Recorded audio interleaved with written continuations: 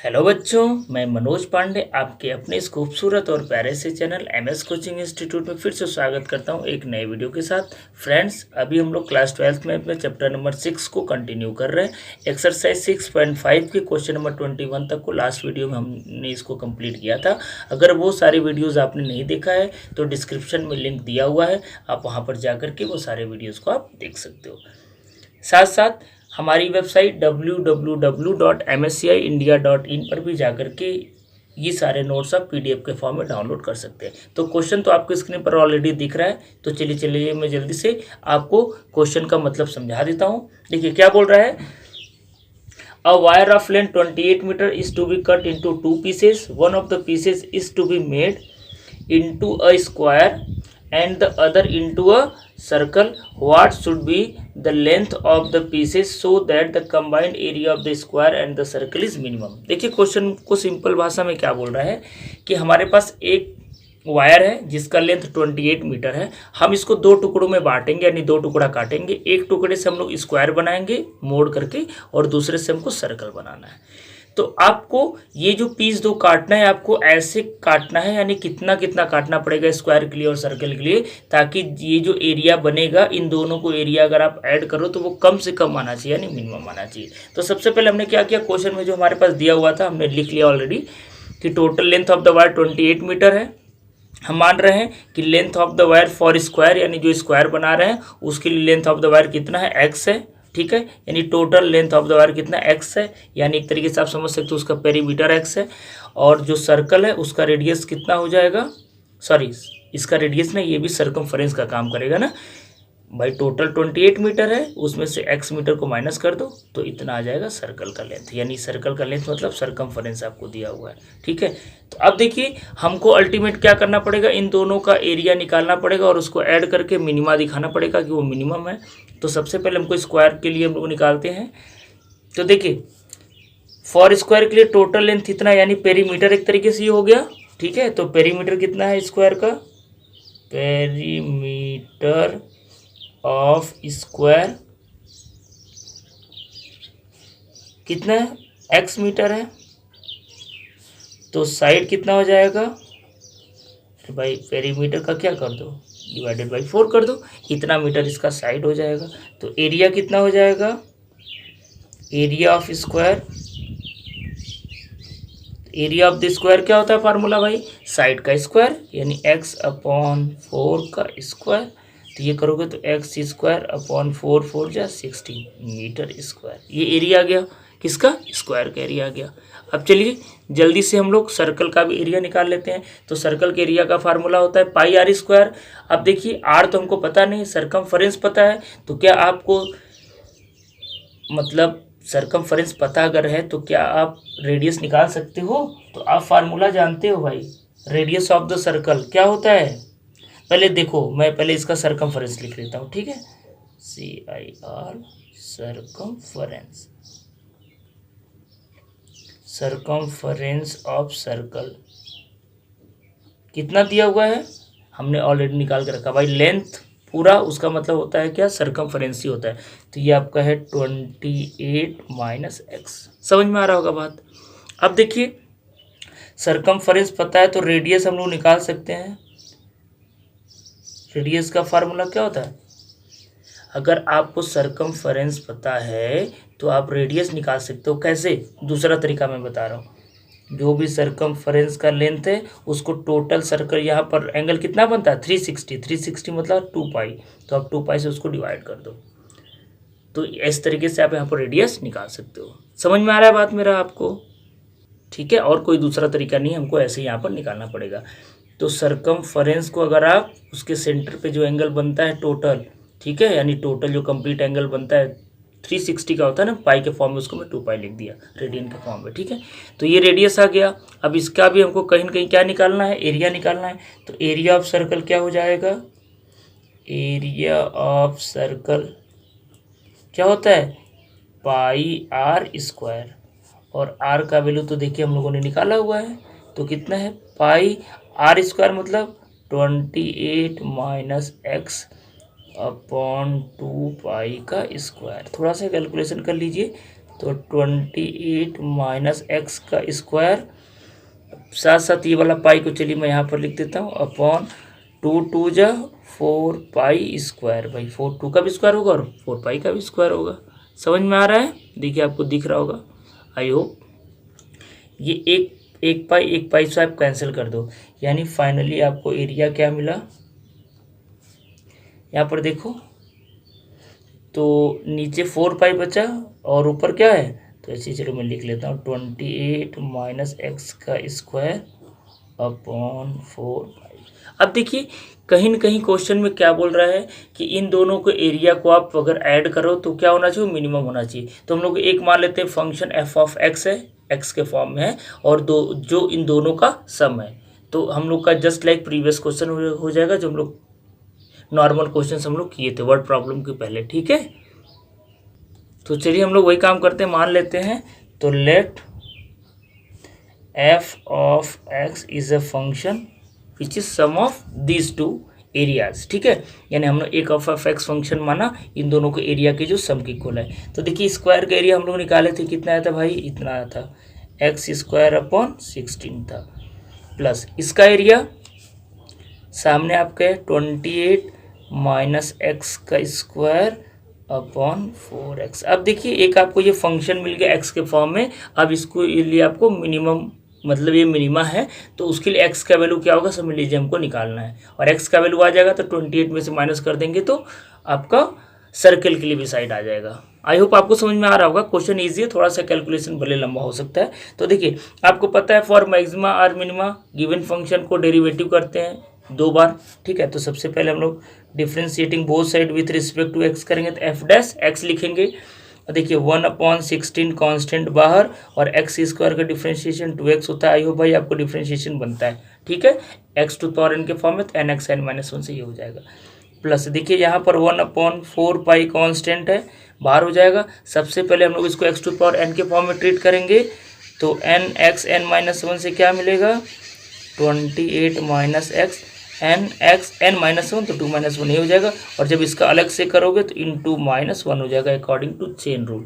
तो फिर से मैं थोड़ा सा इसको अरेंज कर लेता हूँ, तो F dash X is equal to आपको मिलेगा, देखिए 2 8 जा 16 हो जाएगा, यानी x अपॉन 8 मिलेगा। ठीक है, ये भी देखिए कैंसिल आउट हो जाएगा, और ये देखिए माइनस है तो मैं माइनस यहाँ पर ला देता हूँ। ये देखिए 2 2 जा 4 हो जाएगा, यानी आपको मिलेगा ऊपर में कितना 28 माइनस एक्स, और नीचे में कितना मिलेगा, सिर्फ 2 पाई मिलेगा। समझ में आ रहा है? आई होप आपको बहुत अच्छे से समझ में आ रहा होगा। चलिए आगे बढ़ते हैं। अब हमको चेक करना रहता है मैक्सिमा या मिनिमा, तो हमके लिए सेकेंड ऑर्डर डेरिवेटिव की ज़रूरत पड़ती है। यहाँ पर वो खुद ही बोल दिया मिनिमम है, तो जैसा कि मैं हर क्वेश्चन में बोल रहा हूँ, आपको यहाँ पर करना हो तो करिए, नहीं करना है तभी चल जाएगा, लेकिन मैं आपको करके दिखा देता हूँ कि ये मिनिमम में मिलेगा इस कंडीशन में। ठीक है, मैक्सिमम नहीं मिलेगा, मिनिमम मिलेगा। तो चलिए चेक कर लेते हैं। तो सेकेंड ऑर्डर डेरिवेटिव जब लिखते हैं तो एफ डैश एक्स इसको हम लोग लिखते हैं, यही तो बच्चों लिखते हैं। तो एफ डैश एक्स जब लिखेंगे तो क्या हो जाएगा, ध्यान से देखिए, यानी इसका फिर से डिफ्रेंशिएशन। तो देखिए एक्स का डिफ्रेंशिएशन 1 होता है, और 1/8 कांस्टेंट बाहर हो जाएगा, एक्स का करेंगे तो 1 हो जाएगा, यानी डायरेक्ट इसका आंसर मैं 1/8 लिख लेता हूँ। डिफ्रेंशिएशन आपको बनता है भाई, मैं जानता हूँ, इसलिए मैं डायरेक्ट कर रहा हूँ। यहाँ पर देखिए 1/2 पाई में कांस्टेंट है, बाहर कर दिया, और जब आप इसका डिफ्रेंशिएशन करोगे तो 28 का 0 हो जाएगा, और x का होता है 1, और ये माइनस लगा है तो -1 हो जाएगा। अब फाइनल इसको अगर आप कैलकुलेट करोगे तो 1/8, और ये माइनस माइनस प्लस 1/2 पाई हो जाएगा, जो कि आपको वैल्यू देख के लग रहा है क्या। अब देखिए इसमें x का वैल्यू तो रखने की ज़रूरत ही नहीं है, तो हमको टेस्ट भी नहीं करना है। ये वैल्यू आपका क्या है, 0 से बड़ा है, मतलब क्या है ये पॉजिटिव। और जब भी पॉजिटिव मिलता है तो आपको पता है कि वैल्यू कैसा मिलता है, मिनिमम मिलता है, ये तो आपको बहुत अच्छे से पता है। तो चलिए, और ये मैक्सिमा या मिनिमा के लिए कंडीशन क्या होता था, कुछ याद आ रहा है, F dash X must be equals to 0।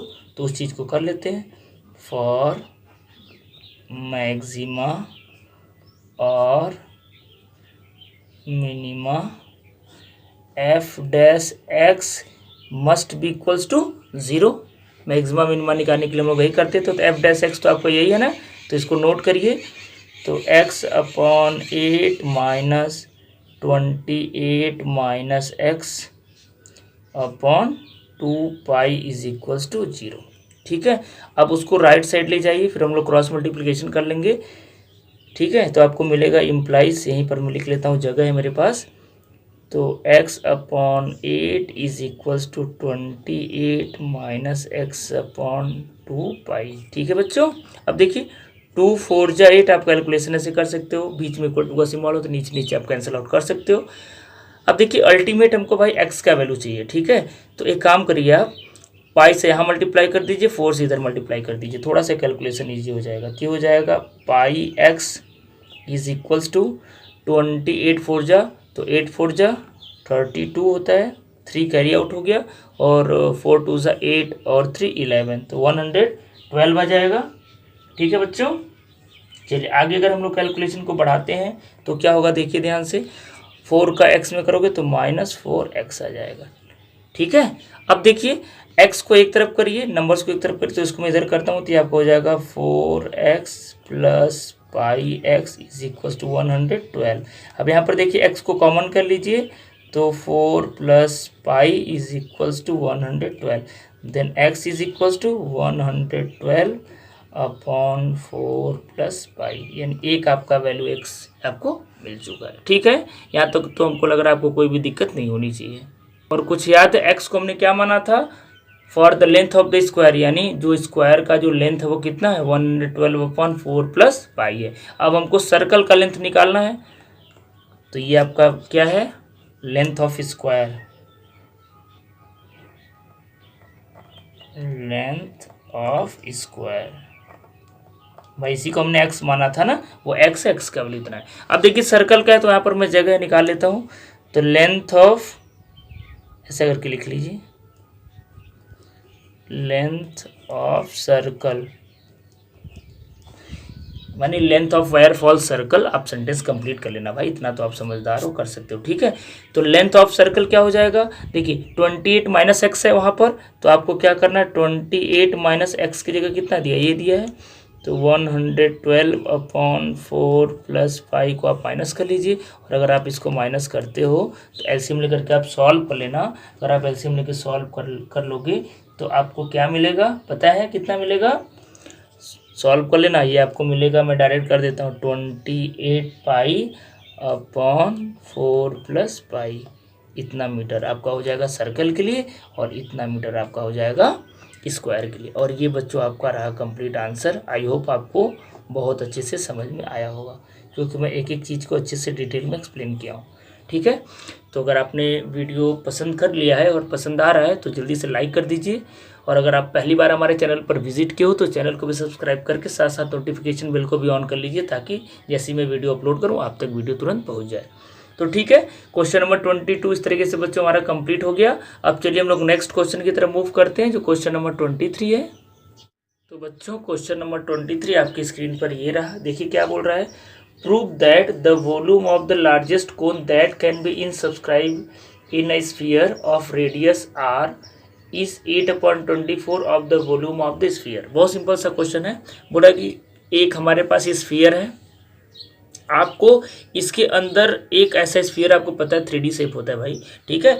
तो इसके अंदर से आपको एक ऐसा कोन काटना है, यानी काट करके निकालना है कि जिसका जो, और ये कोन क्या होना चाहिए, सबसे बड़ा, यानी जितना बड़ा से बड़ा कोन आप इसके अंदर से काट सकते हो आप काट के निकाल दो। तो अगर आप ऐसा करते हो तो देखिएगा कि इसका जो वॉल्यूम आएगा, किसका, ये कोन का, वो जो बड़ा वाला स्फीयर है ना जिसके अंदर से हम लोग इसको काट के निकाल रहे हैं, उसका 8/27 होगा, ठीक है। तो हमने क्या माना भाई, डायग्राम थोड़ा सा टाइम बचाने के लिए मैं पहले ही बना दिया कि इसका जो रेडियस है स्फीयर का वो कैपिटल आर, वो खुद ही बोल रहा है। हम मान लेते हैं कि हम जो कोन कट कर रहे हैं उसका रेडियस स्मॉल आर है। अब ये जो बच गया हाइट भाई, यहाँ से यहाँ तक आपका कैपिटल आर था, और यहाँ से यहाँ तक जो बच गया इसको हमने क्या मान लिया, एक्स मान लिया, क्योंकि अल्टीमेट हमको हाइट ऑफ द कोन चाहिए ना। तो हाइट ऑफ द कोन भाई ये पूरा है ना यहाँ तक, तो इतना प्लस इतना, इसलिए हमने इसको एक्स मान लिया। दैट मीन्स ये जो एच में लिखा हूँ, एच का वैल्यू आर प्लस एक्स हो जाएगा, कैपिटल आर प्लस एक्स हो जाएगा। अब देखिए ये वाला आर है, और साथ साथ आपका ओ डी सी एक राइट एंगल ट्रायंगल है। तो राइट एंगल ट्रायंगल अगर हम लोग पाइथागोरस थ्योरम लगाएंगे तो बेस का स्क्वायर प्लस परपेंडिकुलर का स्क्वायर इक्वल्स टू हाइपोटेनस का स्क्वायर, मतलब अगर हम लोग उसके हिसाब से ओ सी स्क्वायर निकालेंगे तो अंडर रूट में X square plus R square आएगा। मैं निकाल के भी आपको दिखा देता हूँ, ठीक है। तो इन ट्रायंगल ODC क्या आपको मिलेगा, OC square is equals to OD square plus DC square. तो OC स्क्वायर आपको निकालना ही है और OD कितना है, x का स्क्वायर, और DC कितना है तो r का स्क्वायर। ठीक है, तो अगर मैं बोलूँ आप OC बताओ तो OC कितना हो जाएगा, √x square plus r square. इसी बात को देखिए मैं यहाँ पर डायरेक्ट लिख दिया था। ठीक है, साथ साथ हमने भाई OA को r माना हुआ है, OD को हमने x माना हुआ है, और जो इसका रेडियस है उसको हमने स्मॉल r माना हुआ है। ये मैं ऑलरेडी आपको लिख के दिखाई दिया हूँ। तो ये कैसे है वो भी मैं आपको यहाँ पर बता दिया। तो अगर इसके हिसाब से देखो OC का मतलब क्या हुआ भाई, OC बोलो या OA बोलो, दोनों ही क्या है, इस स्फीयर का रेडियस है, यही ना। और बच्चों मेरे थोड़ा वॉइस में प्रॉब्लम है क्योंकि मेरे को सर्दी है, साथ साथ थोड़ा सा बैकग्राउंड में भी प्रॉब्लम है। म्यूजिक अगर आपको सुनाई दे रहा होगा तो आप इसको एंजॉय करिए। ठीक है, साथ साथ क्वेश्चन को भी करते रहिए। ठीक है, वीडियो में डिले ना हो इसलिए मेरे को वीडियो बनाना पड़ रहा है। मेरी तबीयत ठीक नहीं, इसके बावजूद भी मैं बना रहा हूँ आपके लिए। तो प्लीज़ वीडियो को अच्छे से देखिए ताकि आपको क्वेश्चन अच्छे से समझ में आए। ठीक है, तो चलिए भाई, कहाँ पर थे हम लोग, थोड़ा वापस आना पड़ेगा। ठीक है, चलिए कोई बात नहीं है। अब देखिए हमारे पास OC पता चलेगा कितना, √x square plus r square. अब देखिए हम लोग को करना क्या पड़ेगा, h को मैं लिख दूं क्या साथ साथ, यहाँ पर h का वैल्यू किसके बराबर हो जाएगा, कैपिटल R प्लस x। ठीक है, हो जाएगा ना भाई h की जगह। और ये OC किसके बराबर, कैपिटल R के बराबर। तो थोड़ा सा यहाँ पर भी मैं एडजस्टमेंट करूँगा। R इज इक्वल्स टू मतलब आपको मिला क्या, x square plus r square. अब मैं अगर बोथ साइड को यहाँ पर स्क्वायर कर दूँ तो क्या हो जाएगा, ये आपको मिलेगा, ये सारी अंदर में है तो देखिए ये r स्क्वायर हो जाएगा और इधर रूट खत्म हो जाएगा, मतलब x square plus r square हो जाएगा। समझ में आ रहा है। अब यहाँ से अगर मैं बोलूँ स्मॉल r स्क्वायर का वैल्यू बताओ तो स्मॉल r स्क्वायर क्या हो जाएगा भाई, capital R square minus x square. यानी हम लोग h का और r का वैल्यू थोड़ा सा अलग कर रहे हैं क्योंकि इसकी आगे हमको ज़रूरत पड़ेगी, धीरे धीरे आपको समझ में आएगा, टेंशन मत लीजिए। मैं कुछ नहीं किया भाई, जो आपका OC था वो OA के सॉरी इक्वल था, तो OA के इक्वल हमने रखा है, R के इक्वल यानी रखा, बोथ साइड स्क्वायर किया, यहाँ से हम लोग R स्क्वायर का वैल्यू निकाले हैं तो इसको इधर करके माइनस कर दिए। साथ साथ h का वैल्यू ऑलरेडी मैं निकाल चुका हूँ। अब देखिए कहीं ना कहीं यहाँ पर वॉल्यूम का बात हो रहा है दोनों के, तो कहीं ना कहीं हमको दोनों का वॉल्यूम निकालना पड़ेगा। और आई होप आप क्लास 10th में कोन के वॉल्यूम का फार्मूला, स्फीयर के वॉल्यूम का फार्मूला पढ़े हो, आपको याद भी होगा, नहीं याद होगा तो हम आपको याद दिला रहे हैं, टेंशन आपको नहीं लेना है। वैसे आप एक बार सोच लो क्या होता है, बाकी नहीं होगा तो हम तो बताने के लिए हैं आपके साथ। ठीक है, तो वॉल्यूम ऑफ कोन क्या हो जाएगा भाई, बोलो क्या होता है, थोड़ा सा याद करो। चलिए मैं याद दिला देता हूँ, 1/3 पाई r स्क्वायर h। कुछ याद आया, कोन के वॉल्यूम का फार्मूला ये होता है। अब देखिए मैं थोड़ा सा इसको एडजस्ट करके लिखना चाहूँ तो v इज इक्वल्स टू 1/3 पाई। अब देखिए r स्क्वायर का वैल्यू ऑलरेडी मैं निकाला हूँ, क्या निकाला हूँ, r square minus x square, और साथ साथ में h का भी वैल्यू निकाला हूँ, क्या निकाला हूँ भाई, r प्लस x। तो यहाँ पर मैं r और h को रिमूव कर दिया क्योंकि जब तक हम लोग इसको एक सिंगल वेरिएबल नहीं बनाएंगे तब तक हम लोग इसका डिफरेंशिएशन नहीं कर पाएंगे। यहाँ पर देखिए दो वेरिएबल दिख रहा है, एक r भी दिख रहा है, लेकिन r क्या कांस्टेंट है, क्यों, क्योंकि ये जो स्फीयर रहेगा उसका रेडियस तो कांस्टेंट रहेगा, वो तो चेंज होगा नहीं। ठीक है, समझ में आ रहा है, चेंज होगा ये, क्योंकि अगर आप छोटा बड़ा बनाना चाहोगे यहाँ पर कौन, तो ये एडजस्टेबल होगा, ये आपका एडजस्टेबल नहीं है, इसलिए यहाँ पर अब सिंगल वेरिएबल में कन्वर्ट हो चुका है और अब इसका डिफरेंशिएशन भी आराम से निकाल सकते हैं। ठीक है, अब देखिए बच्चों क्वेश्चन में कंडीशन है कि वॉल्यूम मैक्सिमम होना चाहिए, यानी मैक्सिमा होना चाहिए। सीधा सीधा बात, अगर हम लोग मैक्सिमा मिनिमा के सेंस में बात करें तो उसके लिए आपको पता है भाई, जो गिवन फंक्शन होता है, देखिए गिवन फंक्शन आपका तैयार हो चुका है, इसका हमको 2 बार डिफ्रेंशिएशन करना पड़ेगा। ठीक है, तो चलिए हम लोग कर लेते हैं, किसके रिस्पेक्ट में, एक्स के रिस्पेक्ट में। तो dv/dx is equals to, differentiation सोचिए कैसे होगा, ध्यान से देखिए, यहाँ पर 2 फंक्शन का मल्टीप्लिकेशन है तो डेफिनेटली मल्टीप्लिकेशन वाला फार्मूला यूज़ करना पड़ेगा। तो क्या होता है, मैं करवा रहा हूँ, first function into differentiation of second, तो जब सेकंड का करोगे तो और कांस्टेंट है 0, और एक्स का करोगे तो 1 हो जाएगा, प्लस अब सेकंड फंक्शन को सेम लिखेंगे इनटू डिफ्रेंशिएशन ऑफ फर्स्ट, और जब आप इसका डिफ्रेंशिएशन करोगे तो r स्क्वायर का क्या हो जाएगा, कांस्टेंट का 0 और x स्क्वायर का 2x होगा, लेकिन साथ में माइनस है तो -2x। थोड़ा सा मैं इसको एडजस्ट करके लिख देता हूँ, तो dv/dx इज इक्वल टू π/3, तो कांस्टेंट था, ये बाहर ही था। देखिए 1 का मल्टीप्लाई करने के बाद कोई फर्क पड़ने वाला है नहीं भाई, तो r² माइनस x² ही मिलेगा। और साथ साथ देखिए ये माइनस और ये प्लस मिलके माइनस हो जाएगा, और ये 2x और यहाँ पर r प्लस x। ठीक है, थोड़ा सा और एडजस्ट कर लेते हैं इसको, तो थोड़ा ज़्यादा मजा आएगा सॉल्व करने में।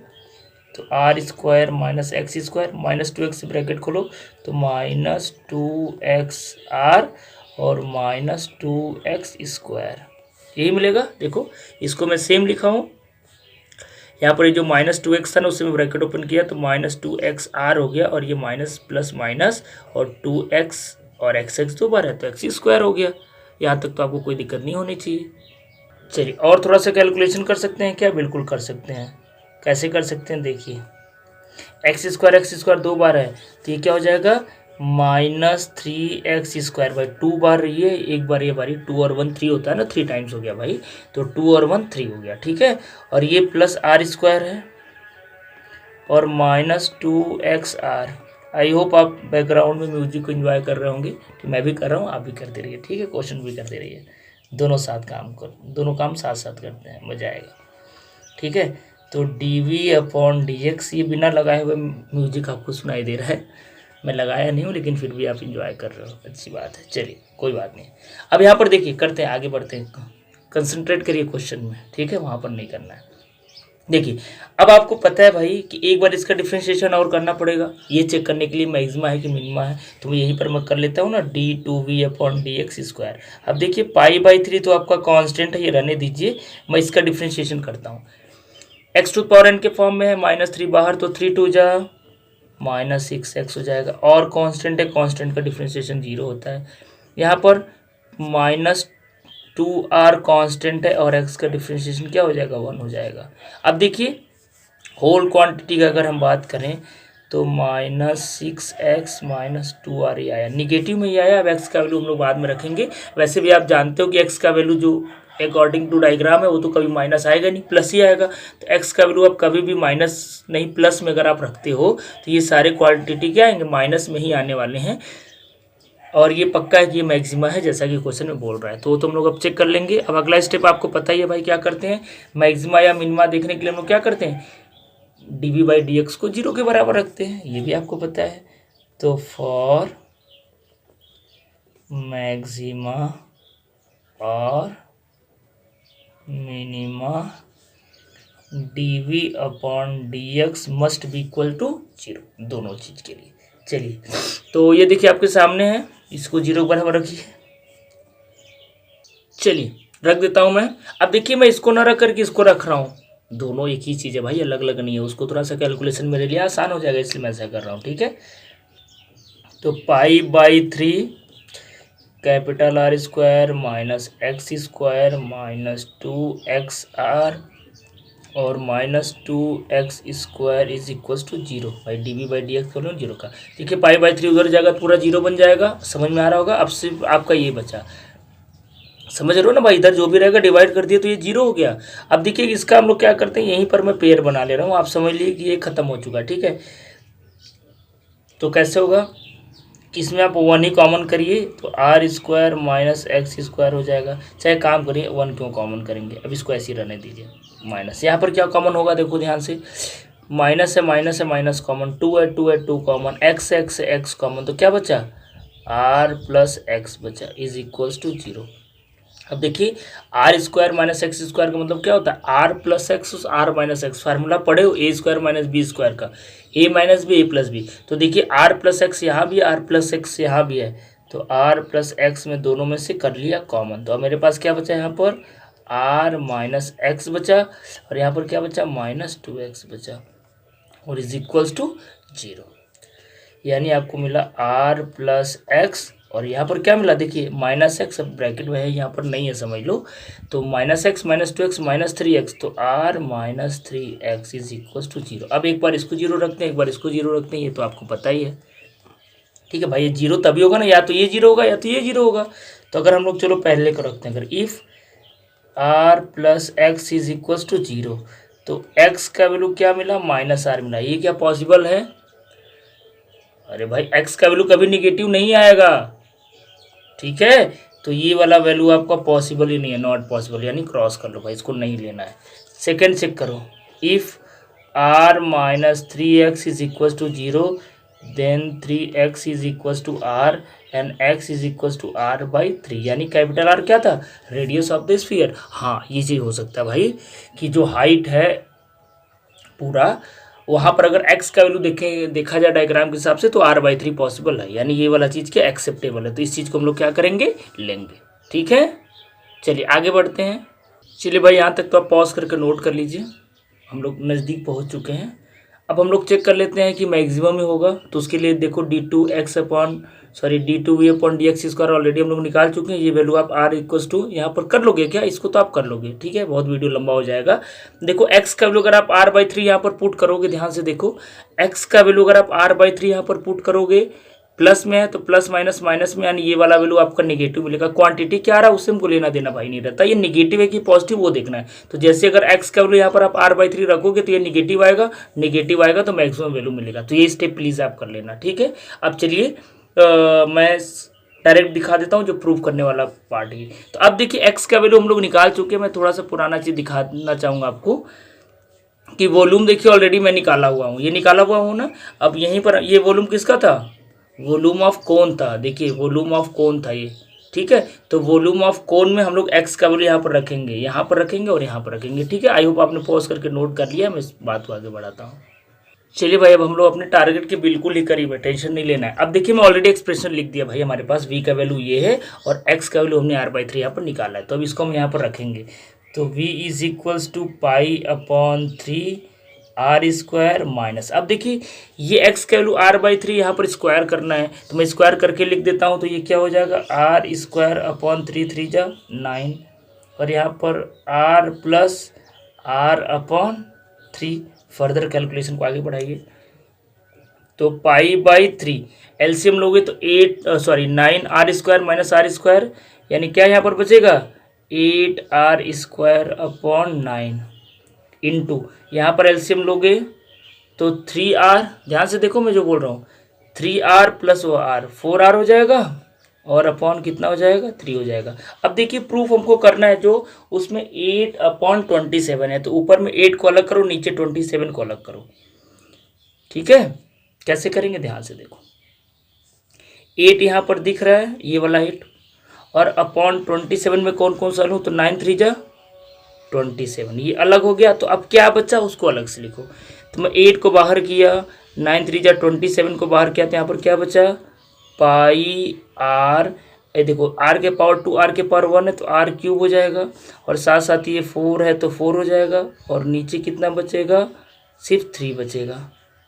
मैं कैसे एडजस्ट किया भाई, प्रूव करने में 8/27 था ना, उसको मैं अलग किया, तो देखो 4πr³/3, और कुछ याद आ रहा है ये किसका फार्मूला होता है, वॉल्यूम ऑफ स्फीयर का 4/3πr³। तो ये क्या हो गया, जो v है वो 8/27 इंटू वॉल्यूम ऑफ स्फीयर के बराबर हो गया। और यही तो आपको प्रूव करना है कि ये जो आपका कोन का वॉल्यूम होगा वो जो स्फीयर के वॉल्यूम का 8/27 होगा। तो इस तरीके से आपका ये क्वेश्चन प्रूव हो गया। मैं आपका टाइम तो थोड़ा ज़्यादा लिया, लेकिन ये मैं कंफर्म हूँ कि आपको बहुत अच्छे से ये सोल्यूशन समझ में आया होगा। अगर सच में मेरे को लग रहा है और आपको भी लगता है कि नहीं मैं अच्छे से आपको समझा पाया हूँ, तो प्लीज़ वीडियो को लाइक करके कमेंट करके बताइए कि आपको समझ में आया कि नहीं आया, ठीक है, ताकि हमें अच्छा लगे। तबीयत अच्छा नहीं होने की वजह से भी मैं क्वेश्चन वीडियो को आपके लिए बनाया हूँ, तो एटलीस्ट इतना तो आप हमारे लिए कर ही सकते हो। अगर सच में वीडियो अच्छा बनाओ तो लाइक करिए, और अगर आप पहली बार हमारे चैनल पर विजिट किए हो तो चैनल को भी सब्सक्राइब कर लीजिए, साथ साथ नोटिफिकेशन बिल को भी ऑन कर लीजिए ताकि मेरा वीडियो आप तक अच्छे से पहुँचे। तो ठीक है बच्चों, इस वीडियो में यहीं तक। नेक्स्ट वीडियो में एक नए एनर्जी के साथ, एक नए क्वेश्चन के साथ मिलेंगे। तब तक के लिए नमस्कार।